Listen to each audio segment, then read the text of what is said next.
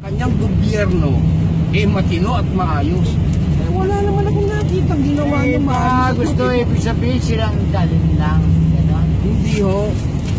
Wala naman hong ginawa si Pinoy kung hindi tirahin si Gloria at saka si Pangulong Marcos eh. Ano ba ba? Pero ang tanong, yung kanya bang gobyerno naging matino? Hindi naman ho naging matino. Sasabihin niya tumataas ang growth economic ng Pilipinas, tumataas ang ating ekonomiya. Tumataas ang ekonomiya, araw-araw may umaalis ng mga Pilipino para magpaalila sa ibang bansa. Yung ba yung sinasabi mo pagtaas ang ekonomiya? Eh yung laglag-bala nga sa airport, hindi nyo ma-resolve pa. Ayun, laglag-bala. Tapos ngayon sasabihin mo, nangyari yan yung laglag-bala na yan sa ating mga Pilipina? Pilipina, mag-aad sa ano, bakit nagkaroon ng laglag-bala yun? Ganyan ho, kawalang niya ang mga Pilipino. Yung mga ibang Pilipino, talagang ganyan talagang style. Para mahutot ka ng isang taong paalis na. Halimbawa ako, aalis ako, pupunta ako ng ibang bansa.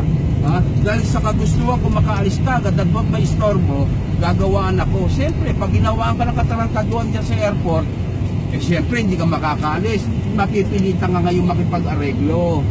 Yan yung sinasabi may tatanong ko naman sa inyo, wala naman kayo kontak ng mga patinggan. Alam nyo, Manong, isa lang naman ang pinaghihinalaan ko dyan eh. Yan ay mga trabaho ng pulis.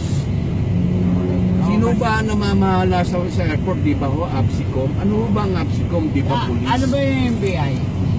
Ang MBI yun, nag-imbestiga lang yan. Pero hindi ho sila kasali dyan. Ngayon o, paano na... Yan ang sinasabing sabuatan. Sabuatan o. Siyempre ho, pera-pera yan eh. Lagay. Siyempre, ikaw man to, papunta ka ng Guam, ayaw mo maistorbo. Boss, baka naman pwedeng regloy na lang natin dyan. Ayan.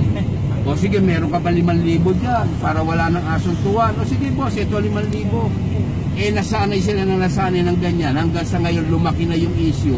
Hanggang sa nabalita na ng Malacanang. Hanggang sa nabalita na sa international community. Kaya ngayon pinipigilan na ho nila. Kaya nga inuutusan ho ng Pangulong Aquino ang MBI para mag-imbestiga. Pero ang totoo niyan, pinakamalaking papino dyan ng ABSICOM kasi mga pulisyo yan. May mga kasabot sila dyan para magkaroon ng pera. Sir, sorry may tatanong ako sa iyo. Nakapagbayad na ba ako? Yun ang isang malaking bagay ng pamalubos sa isip. Nagbayad ka na. Nagtatanong ako Nagbayad daw kayo. Bayad na kayo.